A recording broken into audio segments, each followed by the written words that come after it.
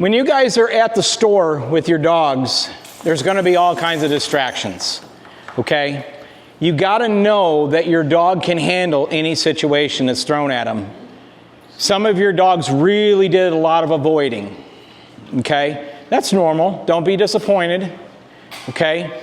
If your dog is constantly coddled and not allowed to experience those types of things, or you avoid doing those type of activities around the dog that cause big noises and things like that, you need to start doing those things around your dog that causes big noise.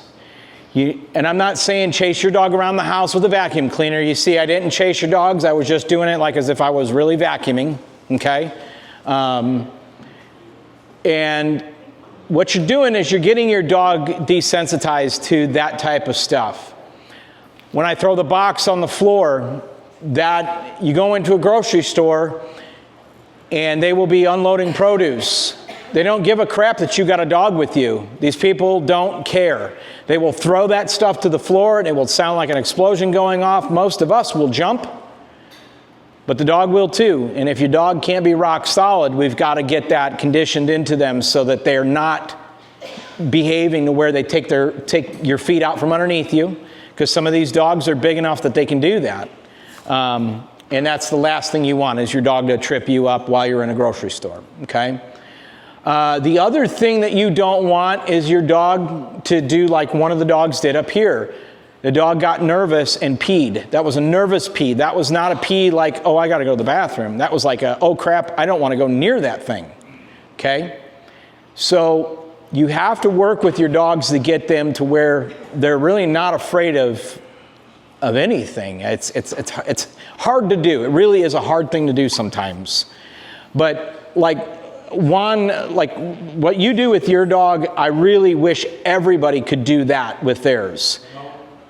No, being out like at the ball games and stuff and all the crowds and everything, that's really good. And same thing for you, Russell. I see like when you guys go to you've got an advantage over most of the people in here because of the type of activity that you and your wife do with your business and stuff, being at craft shows and things like that, where there's always people, there's always dogs, there's always somebody walking around, and then you guys set up your booth and your dog stays right where it's supposed to, and people are walking around her constant. She's rock solid. Your dog is rock solid.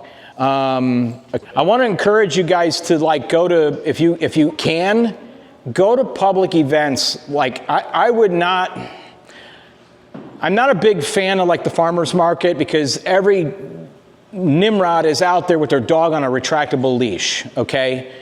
And pretty much any public place you go, you're going to run into that, so just be cautious. But if you could take your dog to a venue where it's going to be kind of loud, obnoxious, if you can handle it, get your dog, start immersing them. I'm not saying go to a big rock concert with your dog. I'm not telling you to do that. I won't even do that with Ari. But I do go down to the Elks Club when they have live music. And sometimes it gets pretty loud.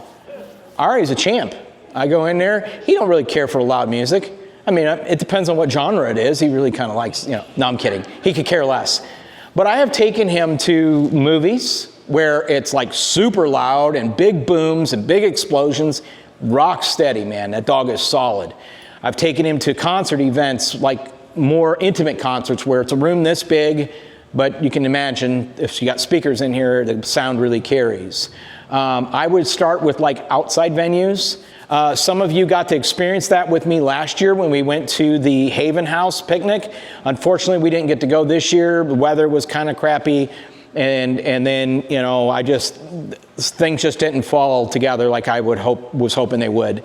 That's a great venue because we usually park ourselves way away from the music, and it allows our dogs to kind of be around live music and people walking in and out or around and, that type of thing.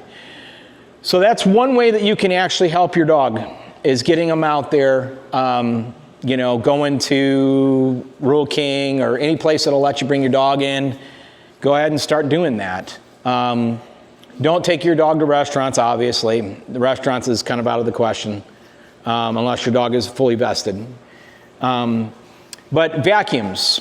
Okay, dogs that are afraid of vacuums. Some of these dogs probably have never seen a vacuum cleaner in their life because some of you probably don't have vacuums. Maybe you've got hardwood floors and you sweep them all the time. My dogs are used to vacuums because even though we got hardwood floors, we still like to vacuum our floor.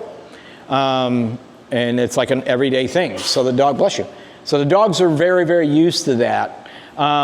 If you do work in the garage and you're working power tools, bring your dog outside with you. Just get them around those sounds, those different sounds, things that are different, out of the ordinary. So that's a good way to help desensitize your dog. Yep. All right. Yes, sir. YouTube. Desensitizing noises for dogs on YouTube. I work with them sometimes. I'll do a place. You just play it, and it's got door knocks, doorbells, Yeah. other dogs barking, just weird noises that just happen. Okay. And I like to do that with them. I just put it on and I turn the TV up pretty loud. Can you post that on our chat group so that everybody else can see that too? Can you post the link for it? Did you guys all hear that? That with the YouTube thing, they've got like different noises, kind of like what I do here, basically. Okay. You want to work that kind of stuff for sure. It also helps your dog from going batshit crazy when somebody rings the doorbell. Most of the dogs, like somebody knocks on my door, my dogs go nuts until I get out that canned air. And then they're like, all right, hey, he's got the canned air, I'm out. So just make sure you guys try to get your dog to where they're around that type of stuff, okay? Everybody understand? Yes? Yeah. Okay. So some of you got to see, how many of your guys' dogs reacted in a not so good manner when it came to the vacuum? Raise your hands high. Okay.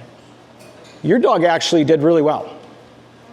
She did better than, she was like a little apprehensive, but she did really good with that vacuum. Right.